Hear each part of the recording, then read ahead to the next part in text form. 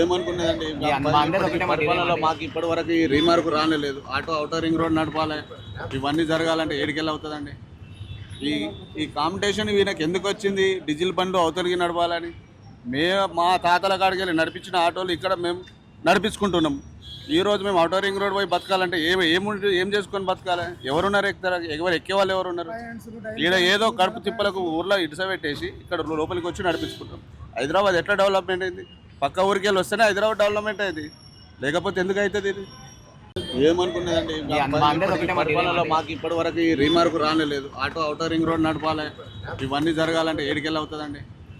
ఈ ఈ కాంపిటీషన్ వీళ్ళకి ఎందుకు వచ్చింది? డీజిల్ బండ్లు అవతలికి నడపాలని.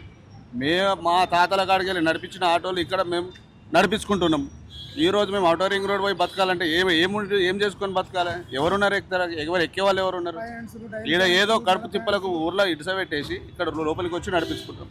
హైదరాబాద్ ఎట్లా డెవలప్మెంట్ అయింది? పక్క ఊరికి వెళ్ళి వస్తేనే హైదరాబాద్ డెవలప్మెంట్ అయింది, లేకపోతే ఎందుకు అవుతుంది ఇది?